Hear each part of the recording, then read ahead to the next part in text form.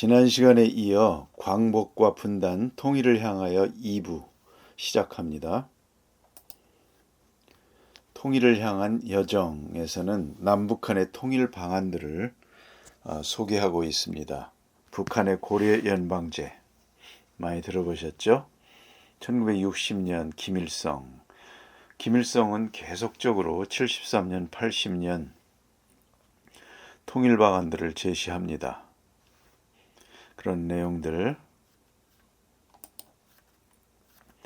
그 다음에 이번에는 박정희 전두환 정권의 평화통일 방안이라는 주제로 우리 정부의 그 통일 정책의 변화 이런 내용들을 쭉 나열해 놓고 있습니다.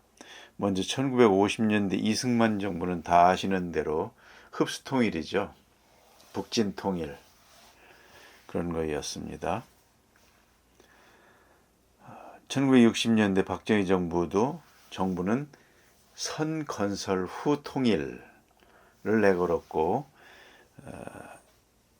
그런데 69년에 닉슨 독트린이 발표되죠. 미국과 중국이 교류합니다. 70년에 평화통일 구상선언을 발표합니다. 어느 체제가 국민을 더 잘 살게 할 수 있는지 건설과 창조의 경쟁에 나서라 라고 촉구합니다. 1972년 7.4남북 공동성명을 발표하죠. 이때 우리 경제가 북한을 이제 따라잡은 그 시점입니다. 나름대로 자신감이 생겼던 발로였죠. 그리고 72년에 아시는 대로 10월 유신을 선포합니다.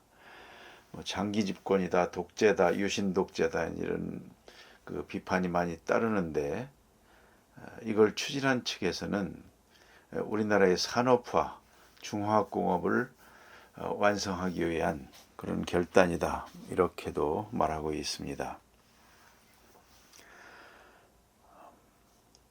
그 다음에 74년에 평화통일 3대 기본원칙 발표하고 82년에 전두환 대통령이 또 이때부터 민족화합, 민주통일 방안 이렇게 바뀝니다.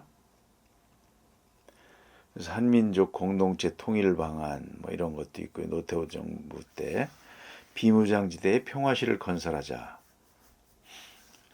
그 다음에 91년 남북한 유엔 동시가입. 이때 소련이 망했죠. 그렇게 해서 김영삼 대통령 3단계 3기조, 94년 김일성 죽죠. 1953년 7월 휴전 조인에 관하여 27일 이 대통령은 다음과 같은 성명을 발표하였다. 이게 민주신보에 나온 겁니다.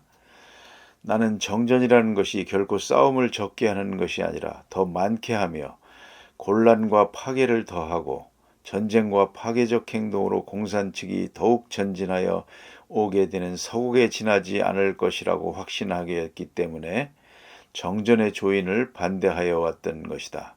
그러나 이제 정전이 조인되었음에 나는 정전의 결과에 대한 나의 그동안 판단이 옳지 않았던 것이 되기를 바란다. 한국의 해방과 통일 문제를 평화리에 해결하고 있는 동안 우리는 휴전을 방해하지 않을 것이다. 우리와 미국 사이에 도달된 합의는 양국의 공동이익이 관련되어 있는 지역의 안전을 유지하기 위하여 양국은 효과적으로 협조한다는 것을 보장하고 있다. 남한의 부흥은 즉시 그리고 효과적으로 진전될 것이다. 공산 측은 북한을 위하여 이만한 일을 할 것인가? 차후도 당분간 공산 압제하에서 계속 고생하지 않으면 안 되게 되는 우리 동포들에게 우리는 다음과 같이 외친다. 동포여 희망을 잃지 마시오. 우리들은 여러분을 잊지 않을 것이며 모른 채 하지도 않을 것입니다.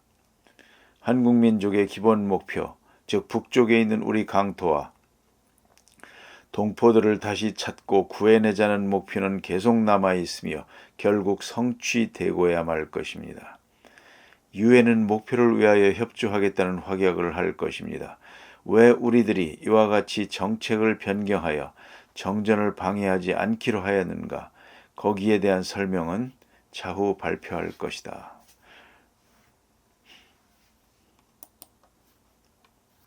역대 대통령들의 통일에 관한 그 휘호들입니다. 이승만 대통령 통일 최선, 명필이죠. 박정희 대통령 국력을 배양해서 통일을 성취한다. 이렇게 쭉 나와 있습니다.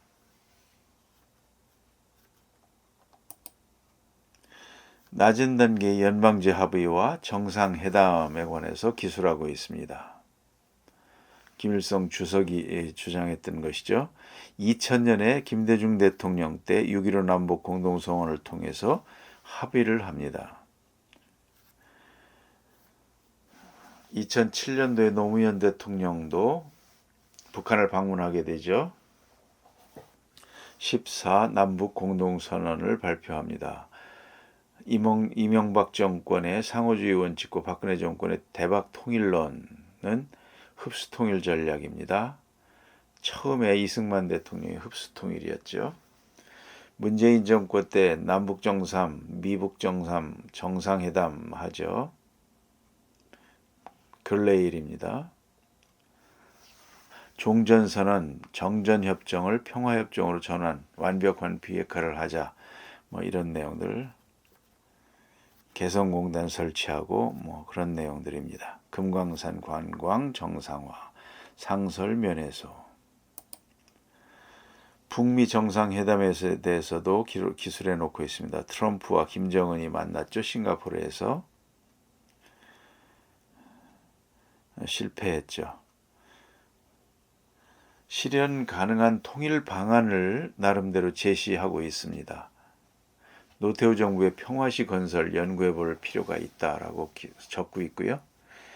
그 다음에 새로운 미래를 향해서 라는 제목으로 홍익인간 제세이와 이념, 이 대한민국의 국제적 사명이다 라고 쓰고 있고요. 여기 보면 한류 열풍은 대일항전기 독립투사들이 빼앗긴 나라를 되찾기 위해서 전 세계를 무대로 항전에 나선 것에 그 뿌리를 두고 있다라고 한류 열풍의 원인을 나름대로 적고 있습니다. 광복 후에는 종합상사원들, 태권도 보급 체육인들도 한류 전도사다. 그 다음에 재외동포 720만 명의 코리안 디아스포라도 언급하고 있고요. 약탈적 제국주의가 상호 공존의 역사로 전환되는 시기다. 홍익인간 제세이와 유전자를 가진 한국인 공동번영의 주체다. 라고 쓰고 있습니다. 우리 현대사를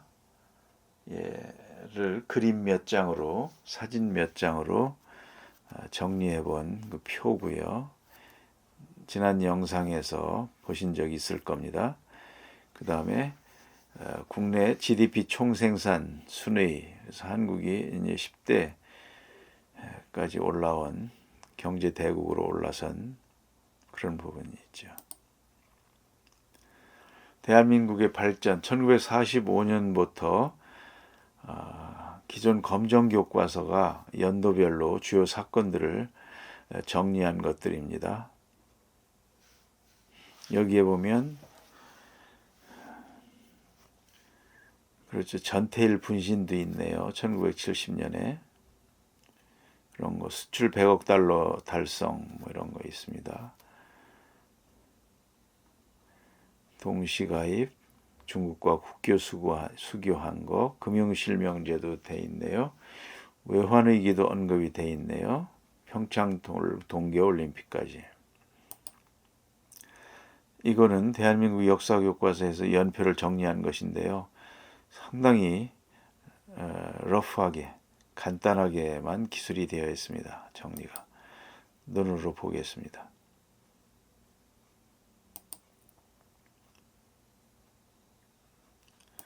각 정부들 수립된 그런 정도로만 아주 간단하게 언급해 놨습니다. 우리 현대사를 공부함에 있어서 현실주의 국제정치로 보는 통일을 향하여 와 관련된 몇 가지 자료들을 한번 제가 발췌해 봤습니다. 남중국해 연안국 영해 분쟁 현황, 필리핀 스카버로 섬 얘기입니다. 20세기에 미군이 필리핀 기지에 주둔할 무렵 이 암초는 미군의 사격 훈련장으로 사용되었다.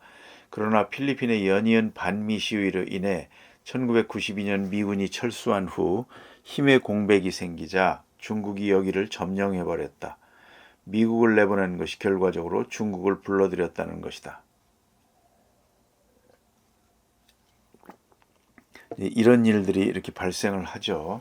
우리나라도 미군이 철수되면 우리나라는 다를까요? 깊이 생각해 봐야 되겠습니다. 그래서 필리핀이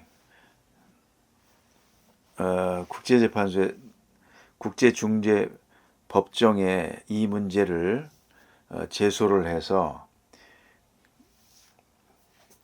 그 헤이그 국제중재법정에 선고가 나왔는데 중국이 완패했습니다. 그러나 중국의 시진핑 주석은 재판 결과를 따르는 대신에 중국 인민해방군 해군에게 전투태세 준비 명령을 발동하는 것으로 대응했다. 국제법이라는 것이 약소국에는 지켜야 되지만 강대국은 의미가 크지를 않은 것으로 보입니다.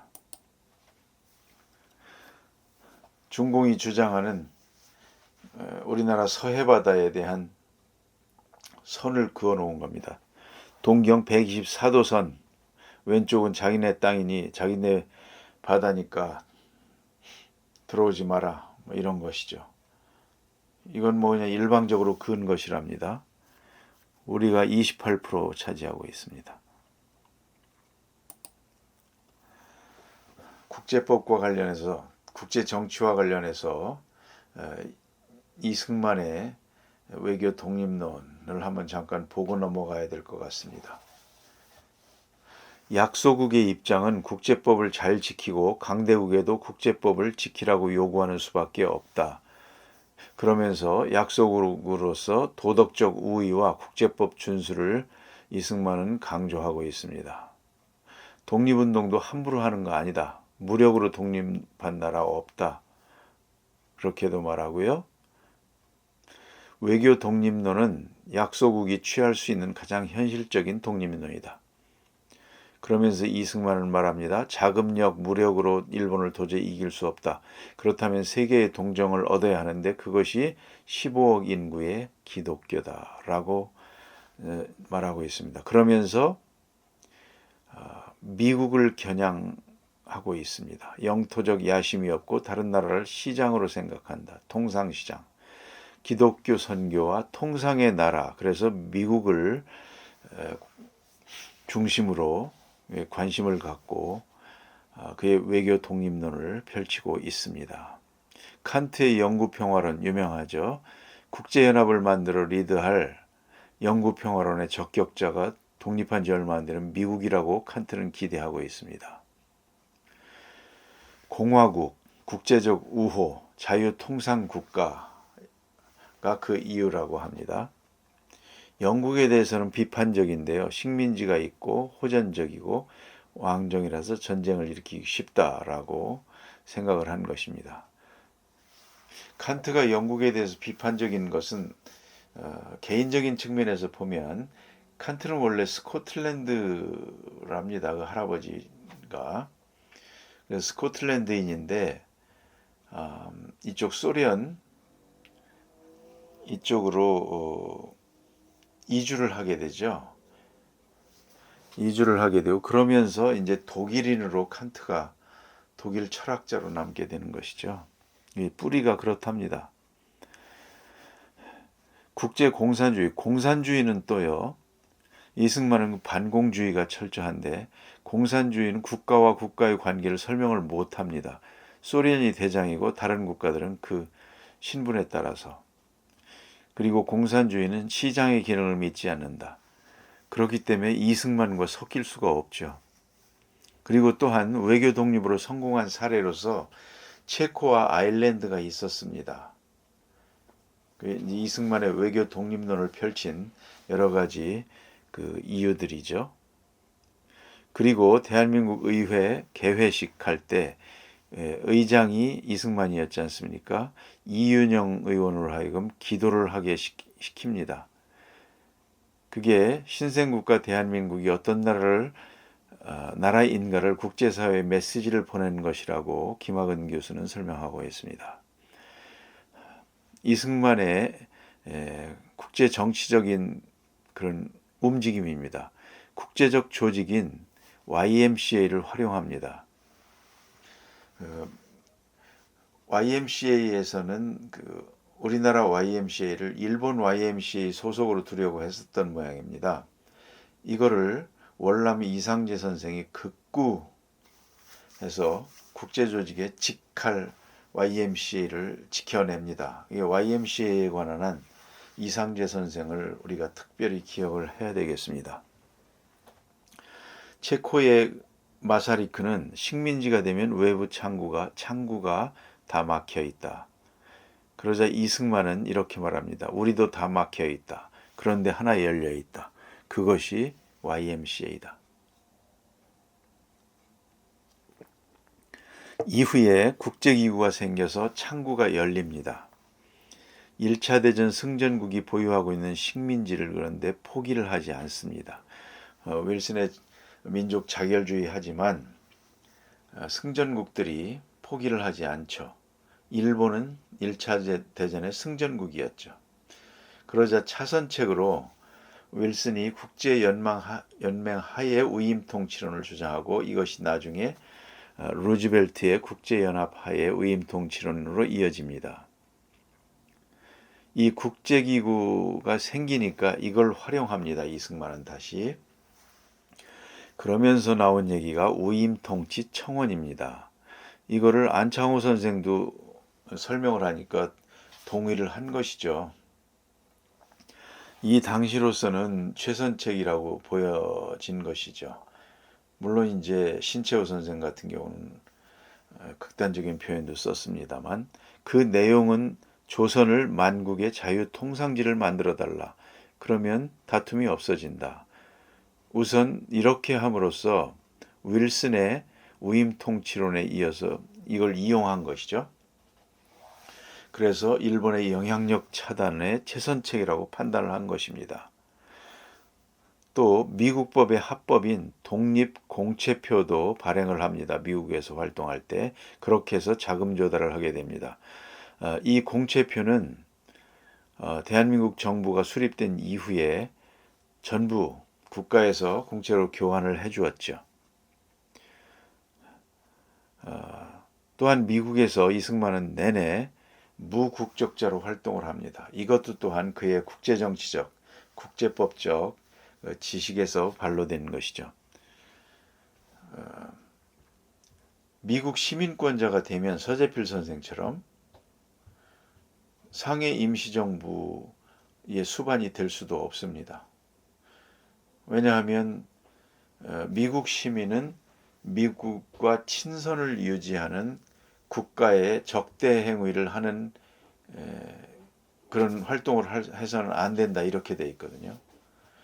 그러니까 일본과 싸우려는 임시정부의 그 초대 대통령도 이제 될 수가 없는 것이고, 그 다음에 이제 여기저기 해외를 돌아다니고 할 때도 여권이 없으니까 아주 불편함에도 불구하고 이런 그 국제법적인 또는 그 일본과 싸우고 이런 활동을 하려면 독립활동을 하려면 무국적자로 이제 미국 시민이 되면 안 되니까 무국적자로 불편함에도 끝까지 있었던 것이죠. 나중에 태평양 전쟁 당시에는 이제 재팬 인사이드 아웃해서 일본이 또 망할 것 그런 것도 예측도 하고 이제 그랬었죠. 이렇게 그 국제법을 공부한 이승만은 철저히 치밀하게 이렇게 그 국제법에 관련된 국제정치적인 그 활동을 하게 되는 것입니다. 이제 그런 부분들. 그런데 이런 세계를 신채호 선생의 세계관에서는 뭐 이해할 수가 없는 것이죠. 그 이승만 한국 현대사를 알기 위해서는 이승만이 반드시 연구가 돼야 되고, 또 이승만을 연구하는데 도움이 되는 그런 분들이 있습니다. 바로 체코슬로바키아 마사리크. 여기에는 그 오만 체코 군단의 무기를 구입한 우리 독립군이 이제 그런 그 관계가 좀 있죠. 그 스토리가 잠깐 언급을 하면, 미국 적십자사의 요청으로 세브란스 주치의 러들로 박사가 체코 가이다 장군을 만난답니다. 그게 질병 때문에 이제 그 주치의였던 러들로 박사가 이제 갔는데 몽골 오논강인가요? 어디에서 이제 이렇게 만났답니다. 체코의 그 가이다 장군을. 그리고 가이다 장군은 또 여운형과도 만나고, 뭐 이런 이유로 해서 체코 군단의 무기를 이제 구입하게 되고, 그 무기로 청살리 전투에서 싸워서 승전을 한 것이죠. 또 하나, 그 세브란스 병원에 돈을 댄 세브란스와 그 다음에 에이비슨, 그 세브란스 병원의 이제 그 원장이었죠. 에이비슨, 재중원 원장이었죠. 박사. 그 다음에 그가 또 이승만에게 배제학당에서 자유를 가르쳐준 이런 관계도 이승만을 연구하는데 봐야 될 부분입니다. 이 세브란스라는 분은 록펠러 1870년인가요? 록펠러가 스탠다드 오일 만들 때 그때 6명 중에 하나랍니다. 창립 멤버. 그리고 이제 에이비슨이 그 미국을 돌면서 그 이제 기독교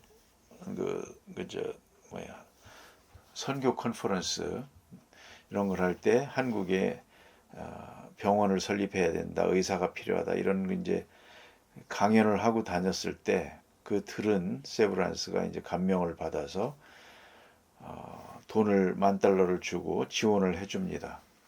그 돈으로 와서 오늘날 그 서울역 앞에 세브란스 빌딩 있죠, 연세 빌딩. 그 자리가 원래 세브란스 자리로 합니다.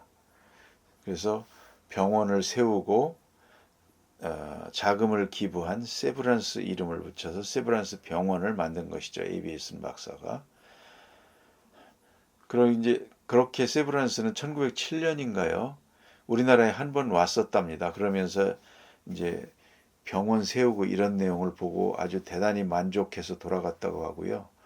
1913년인가 돌아가셨고, 그 아들, 그 다음에 딸, 이런 사람을 통해서 우리나라 해방될 때까지 계속적으로 지원을 합니다. 자금을. 지금 세브란스, 그래서 이제 그때 기금을 형성해서 그 이자로 계속 지원을 해라. 이제 이렇게 돼가지고 지금까지도 병원에 이렇게 자금 지원이 오고 있답니다. 참 대단한 일이죠. 그 다음에 또 하나 중요한 인물, 아일랜드 독립 국부라고 할 수 있는 대벌레라와 이승만도 비슷한 점이 많습니다. 그래서 이런 분들을 같이 연구를 해야 되고, 그 다음에 그 프레드릭 맥킨지라는 기자도 또한 기억을 해야 되겠습니다. 그 로열 전쟁 종군 기자였으며 우리나라에 여러 차례 방문했고, 대한제국의 비극 등 여러 권의 우리나라 관련된 책들을 저술을 하죠. 그리고 의병 사진 여러분 많이 보셨죠? 그 미스터 선샤인에도 나오는 그 사진을 찍은 주인공입니다. 그래서 의병 관련된 책도 쓰고요. 그런 기자입니다. 제가 전에 지난번 영상에서 교과서의 애국개몽운동, 그 다음에 이번 대한민국 역사교과서의 무장투쟁론과 함께 이승만의 외교 독립론도 우리 역사에서 영상을 다루겠다, 이제 이런 말씀을 드렸는데, 이런 부분들을 다 알게 돼야 비로소 한국 현대사를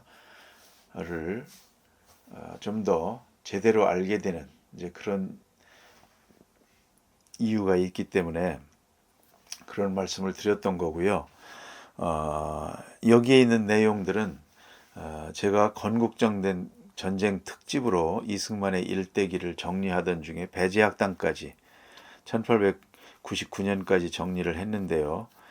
나머지 정리하는 그 일생에서 이런 내용들을 좀 더 다시 정리를 할 기회가 있을 것입니다.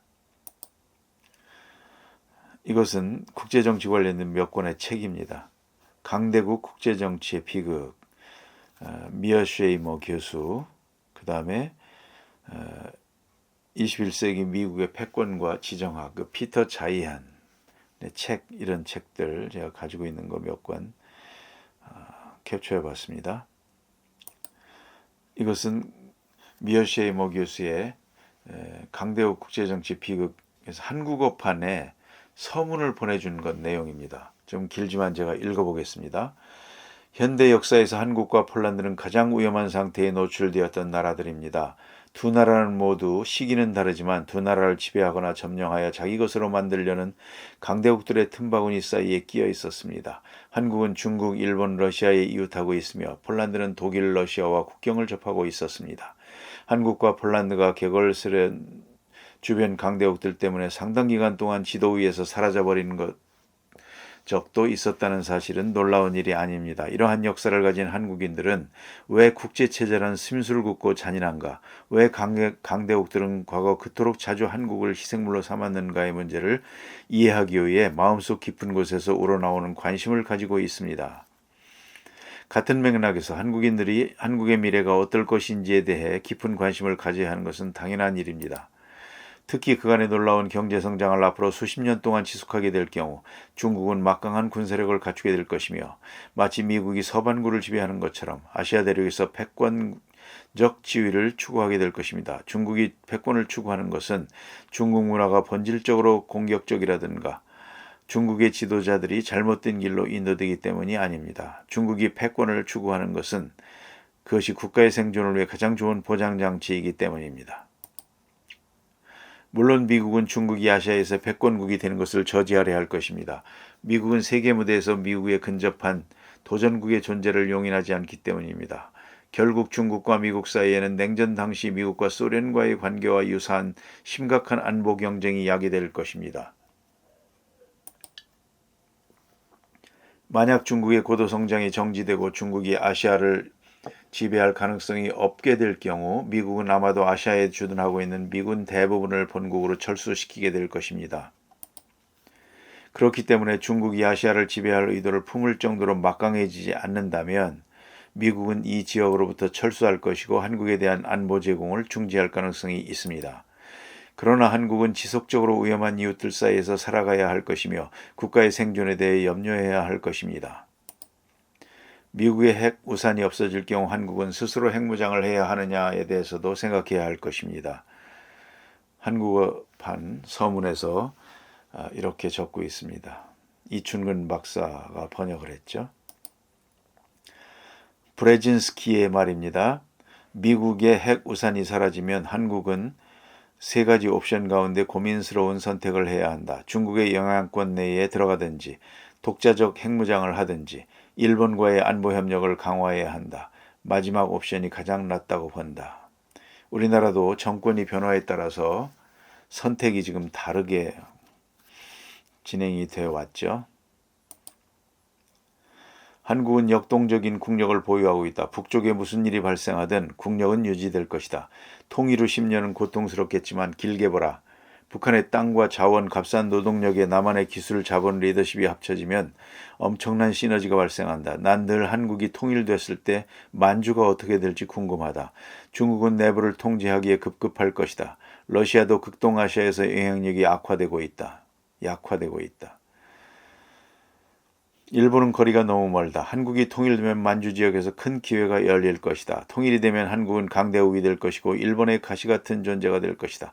죽일 정도는 아니지만 충분한 위협이 된다는 뜻이다. 만주는 2040년 무렵 한국의 땅이 될 수 있을 것 같다고 전망한 조지 프리드만 박사. 이렇게 돼야 되겠죠. 이것을 생각하면서 우리가 고구려를 생각하지 않을 수가 없습니다. 오늘날 동북 삼성 돼 있는 이런 땅들이죠. 제가 잠재적 영토 우리 역사에서 그것도 같은 맥락으로 보시면 되겠습니다. 저는 이 생각을 해봤습니다. 이토 히로부미가 좋은 교과서들을 이토의 지휘하에 모두 불태웠다. 14개월 만에 도서 20여만 권을 탈취, 남산에서 소각했다. 1930년 40년대 일본 국내성의 왕실도서관에서 12년 동안 사무촉탁으로 근무하고 화랑세기 필사본을 남긴 제야사학자였던 남당 박창화의 폭로에 의하면 일제는 1916년부터 3년 동안 조선사를 편찬한다는 명목으로 또 한 차례 사적을 거둬들여 그 가운데 희귀한 비장사서들을 일본으로 가져가 나라현 동대사에 있는 왕실의 유물 창고인 정창원과 동경대 비밀서고 등 은밀한 장소에 깊이 숨겨놓았다.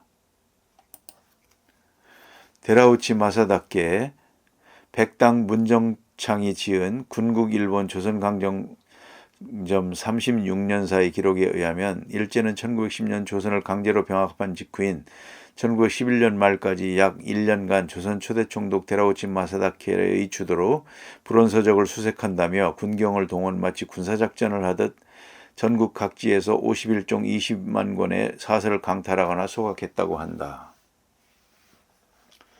이런 생각을 합니다. 우리가 고대사, 상고사에 대해서 이런저런 말들을 많이 합니다만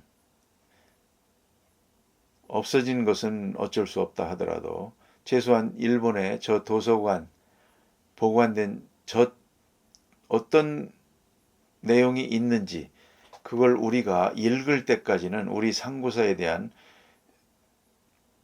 판단을 심사숙고해야 될 것으로 봅니다. 깊이 해야 될 것으로 봅니다.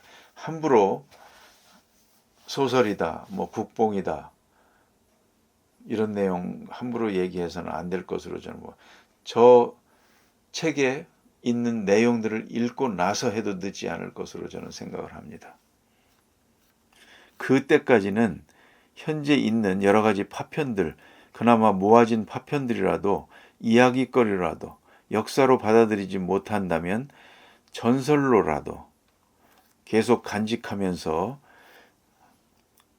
이렇게 사실이 증명이 될 때까지는 스토리로 가지고 있으면서 가설로서 하나의 가설로서 볼 수도 있겠죠. 그렇게라도 가지고 있어야 될 것으로 봅니다.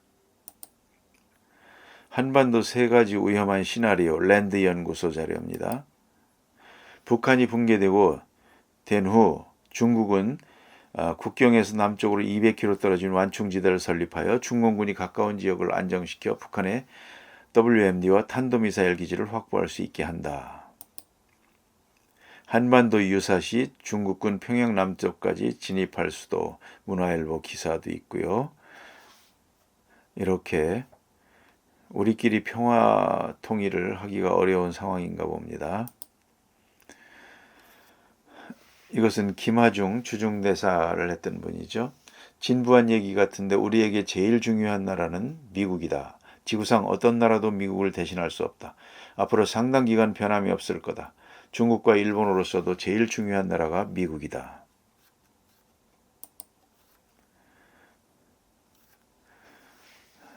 세계 외교사에서 빛나는 최고의 전략가 비스마르크는 5대 강대국 사이에선 항상 3의 모임에 속하는 것이 낫다고 충언했다. 이기는 편에 붙으라 그런 얘기죠. 우리는 중국의 전략적 해후에 경각심을 유지해야 된다. 중국은 남북 통일을 위해서도 동맹국 미국의 대체국이 될 수 없다. 한국의 미래는 나 홀로 야망에 들뜬 중국이 아니라 유럽 및 일본과 동맹을 맺어 3을 이루는 미국과의 동맹이라는 토대 위에서 한국의 모든 대외 정책이 추진되어야 된다라고 권하고 있습니다. 한반도 문제를 읽는 기본 공식. 한반도의 안보 통일은 본질적으로 국제정치에서 유래하는 문제이다. 우리는 분단을 원한 적도 없었고 통일을 영원하지 않은 적도 없었다. 그러나 1945년 분단된 후 70년이 넘도록 우리는 통일을 이룩하지 못하고 있다. 왜일까? 특히 중국의 구조적 반대가 있다. 우리 민족끼리라는 접근 방법은 왜 먹히질 않는가? 한반도 국제정치의 역학구조가 통일을 허락하지 않았었기 때문이다. 그렇다면 언제 어떻게 통일을 이룩할 수 있을까? 미국은 세계의 패권 유지를 국가 대전략 목표로 삼고 있는 나라다. 한반도에 대한 미국의 관심 역시 미국의 국가 대전략 맥락에서 이루어지는 일이다. 미국은 중국의 부상에 대응하기 위해 한반도를 린치핀이라 생각할 정도로 중시하고 있다. 한반도의 통일과 안보에 결정적인 영향력을 가지고 있는 나라가 미국이다. 한반도 통일은 통일을 원하는 세력의 힘이 반대하는 세력의 힘을 능가할 때 이루어질 수 있을 것이다. 통일의 방정식, 독일과 월남의 통일 방정식이랍니다. 서독과 동독이 통일이 되면 서독기를 씁니다. 베트남의 월맹이 통일시켰죠. 월맹의 국기를 씁니다. 통일된 한반도와 한국과 북한이 통일하면 어떻게 될까요? 통일된 이 나라의 이름은 무엇이 될까요? 깃발은 수도는 어떻게 될까요? 북한 사람들에게 물어보면 뭐라고 답할까? 통일 조국의 수도가 평양이라면 서울의 이름은 혹시 김일성시? 북베트남은 통일 후 남베트남의 수도 사이곤을 호치민시로 개명했다. 호치민은 북한의 김일성에 해당하는 인물이다. 평창 동계올림픽의 한반도기죠. 남북 통일이 되면 한반도기를 사용할 수 있을까요? 국제정치적으로 보면 쉽지 않은 일로 보입니다. 미국의 세계 대전략 중공 포위 작전입니다. 인도 퍼시픽, 인도를 자기 편으로 하고 중공 주변의 여러 나라들을 전부 미국 편으로 끌어들이고 있죠. 인도, 베트남, 일본, 위에 몽골까지, 그리고 왼쪽에 스탄 국가들까지 중공을 포위하고 있습니다. 중공은 지정학적으로 이렇게 좋지가 않답니다. 인접 국가가 너무도 많다는 것이죠. 미국 같은 경우는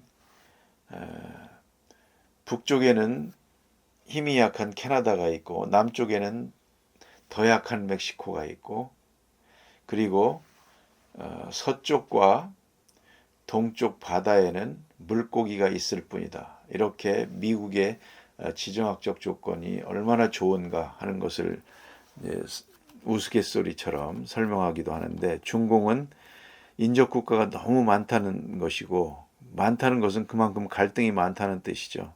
불리하다는 겁니다. 미국과 군사협력 관계를 맺고 있는 중국 주변 국가들, 그 파란 색깔들입니다.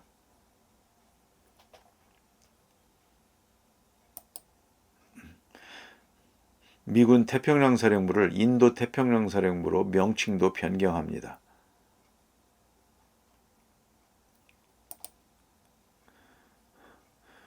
중공 주변에 US Military Encirclement of China 그림으로 그려본 것이고요. 그래서 중국 같은 경우는 인도와 또 경쟁하고 중국은 또 일본과도 경쟁하고 아시아의 세 개 큰 나라들이죠. 이 중에 인도와 일본을 미국이 편으로 이제 가져갔죠. 중공을 고립시키는 것이죠. 그래서 인디아와 재팬과 베트남을 합치면 중공보다 크답니다. 이런 전략이죠. 쿼드 4개국 호주까지 자유롭고 개방적이며 규칙에 입각한 국제질서 강화 확인 23년 세계 국방비 군사력 순위입니다. 미국 1000조, 준공이 386조. 그렇게 되죠. 그러니까 중공보다 미국, 쿼드, 일본, 대한민국 합하면 국방비가 훨씬 많죠.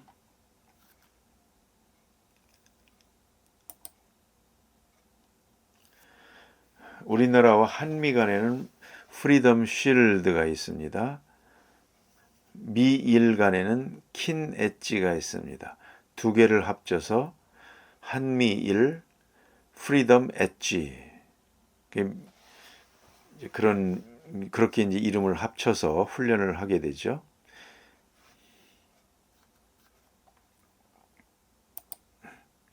동북아 안보 경쟁 구도, 21세기 신냉전, 이렇게 그림을 그렸습니다. 우리는 한미일 자유동맹에 이제 들어가 이렇게 있죠. 현 정부에서.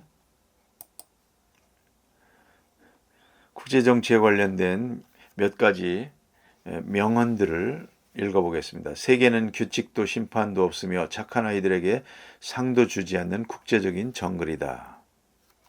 에치슨, 라인을 그은 에치슨 말입니다. 이 같은 세상에서 허약함, 우유부단함은 치명적인 일이다. 실수에 대한 자연의 판결은 죽음이다. 국가안보는 정글의 힘에 대처할 수 있는 더 큰 힘으로 유지될 수 있다. 군사력이 동원되지 않은 외교는 악기가 없는 음악회와 같다. 프리드리히.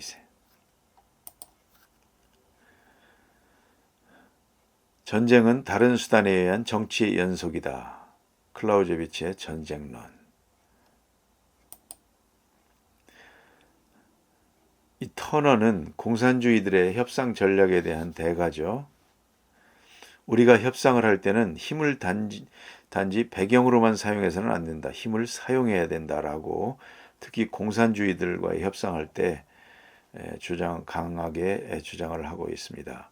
그렇게 한다면 미국 사람들은 아무도 그 결과를 두려워할 필요가 없다. 전쟁을 피하기 원한다면 전쟁의 위협 부담을 감수해야 한다. 그들은 주의 깊게 무대를 설정한다. 공산주의자들을 말하는 겁니다. 체면 유지, 유리한 협상 환경, 실리, 장소와 환경을 세심하게 고려한다. 엉겹결, 황급함은 없다. 저는 이런 내용을 읽어보면서 그런 생각을 해봅니다. 왜 남북대화를 꼭 우리나라 대통령이 북한을 방문할까? 이런 전략과 관련이 있어 보입니다.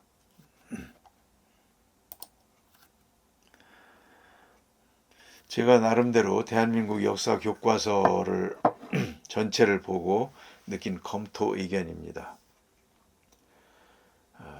파란색 부분, 민족의 뿌리로서 신석기 동이문화를 직접적 선조로 기술한 것, 그 다음에 요하문명과 홍산문화를 민족사로 서술한 것, 그 용기를 칭찬하고 싶습니다.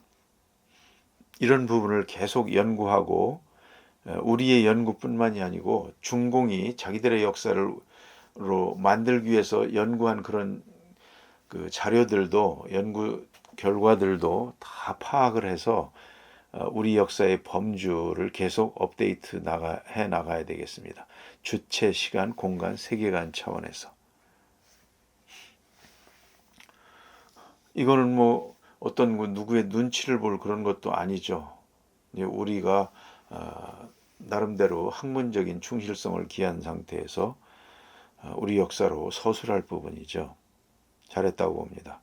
단군왕검 건국을 신화가 아닌 건국 현실로 역사로서 이것도 계속 업데이트를 하고 자료들을 계속 발굴해야 되겠습니다. 또한 고조선 주민들의 일본 열도 진출 이런 부분도 다뤄야 되겠죠.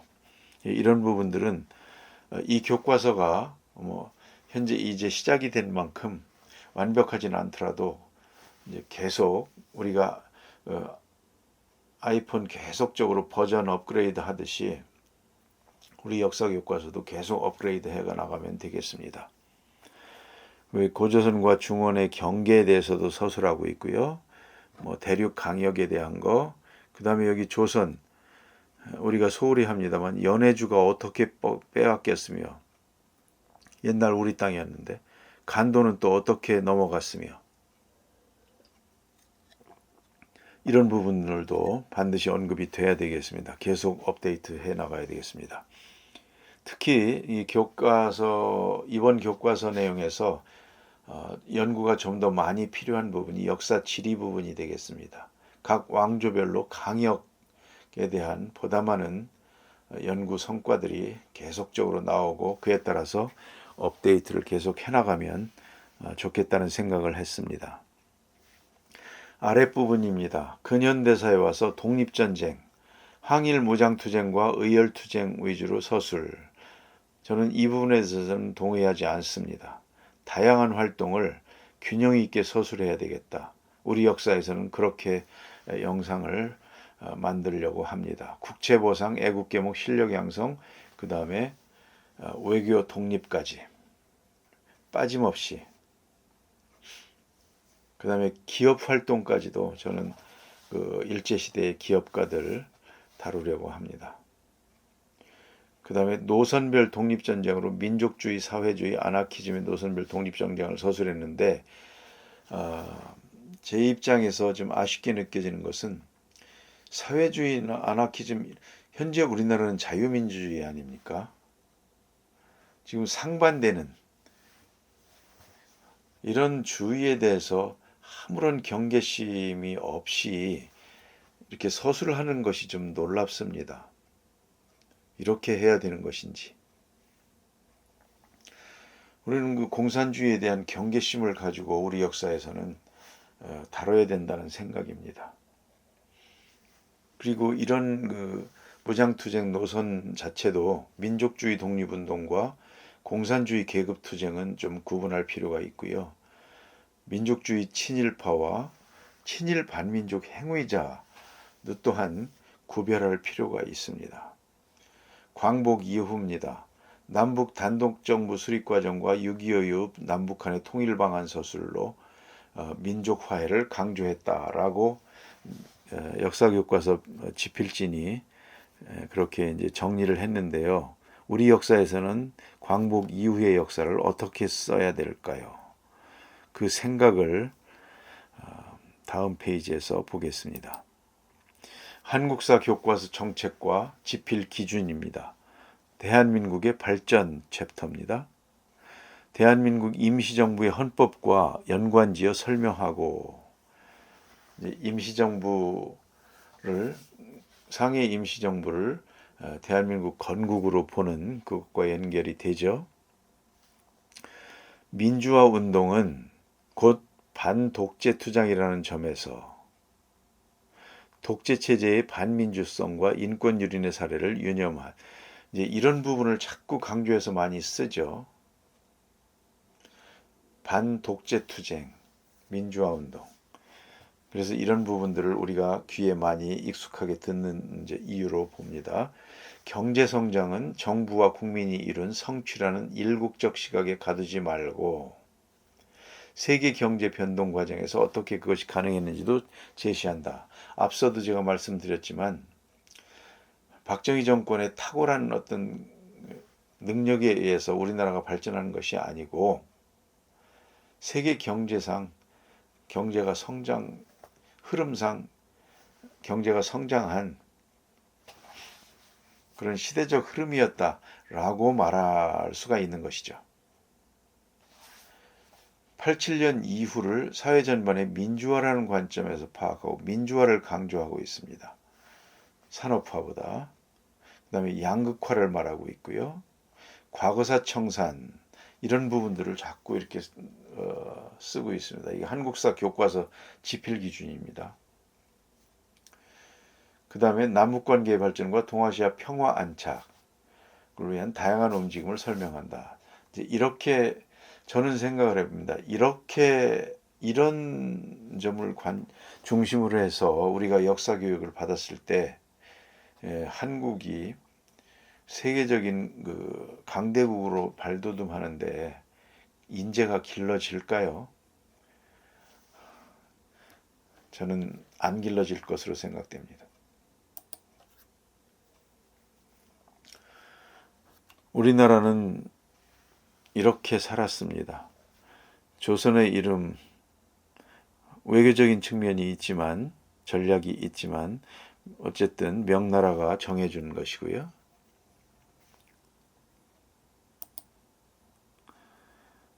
또 우리의 성리학자들, 주자 성리학자들, 한치윤의 해동 역사에서 설명드렸었죠. 유득공의 서문입니다. 우리나라의 역사책이 물은 몇 종이든가 이른바 고기라 하는 것들은 모두가 치류들의 허황되고 황당한 말이라서 사대부들이 입에 담을 수 없는 것이다.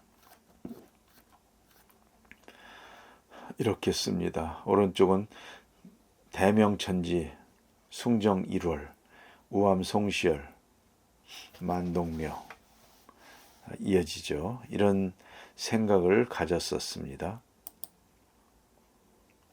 그 결과 부국강병을 소홀히 한 결과 그 몇몇 사진들, 우리 민족의 고난을 사진 몇 개 가져와 봤습니다.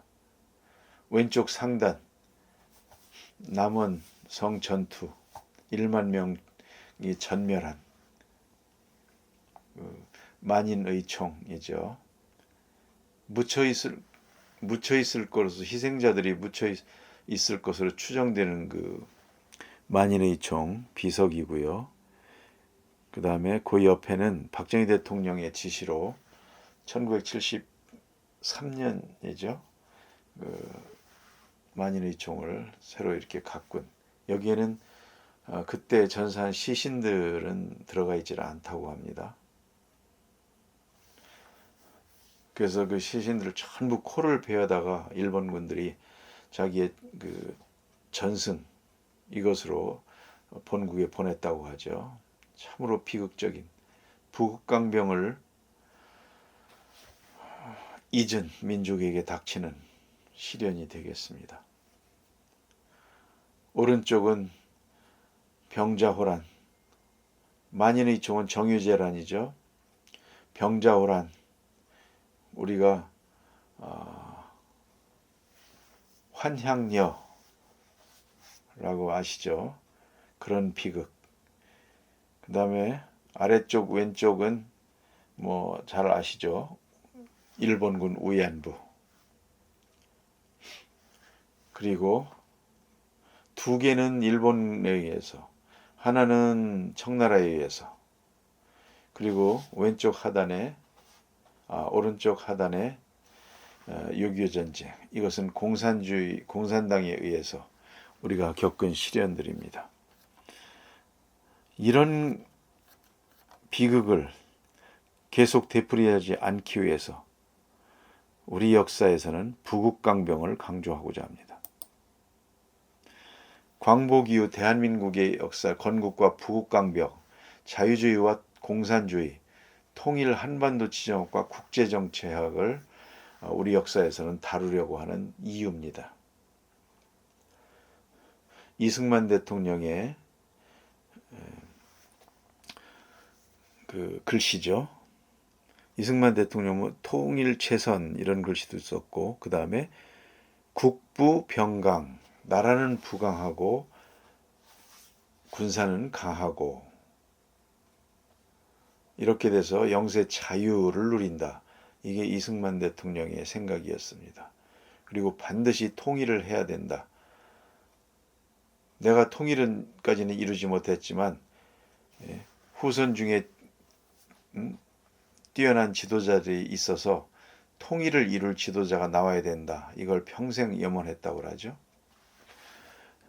그 다음에 이제 박정희 대통령 글씨입니다. 근면자주 협동 많이 들어보셔서 조국 근대화를 우선한 것이죠. 부국강병 이 방향이 옳았다고 봅니다. 그 다음에 자주국방과 자립경제를 강조했었죠. 우리나라는 오른쪽 사진처럼 지정학적으로 혼자 살 수 있는, 고고하게 혼자 살 수 있는 그런 지역이 아니기 때문에 이것은 뭐 반드시 부국강병이 우리나라 그 국가의 가장 최우선으로 가야 될 그건 서바이벌의 문제죠. 그래서 우리 역사에서는 그런 부국강병을 중심에 두고 영상들을 만들어 보려는 것입니다. 그렇게 해서 우리 역사 검토 의견 오른쪽 하단에서 광복 이후의 역사는 대한민국의 건국과 부국강병, 높은 문화의 힘, 한류에 대해서도 좀 다루고요. 자유주의와 공산주의, 한반도 지정학과 국제정치, 통일에 관련해서 중점을 두고 기술을 해보려고 합니다. 이렇게 되면 기존의 한국 검정교과서의 국민계몽운동하고 국학이라든지 그 다음에 대한민국 역사교과서의 무장투쟁 그리고 우리 역사에서 다룰 외교 독립론 이런 부분을 다 합쳐서 하면 보다 한국 현대사가 충실해지지 않을까, 균형 있게 되지 않을까 생각을 합니다. 이것으로 한가람 연구소의 대한민국 역사 교과서에 대한 리뷰를 마치고요. 다음 시간에 다시 찾아뵙겠습니다. 오랜 시간 경청해 주셔서 감사합니다.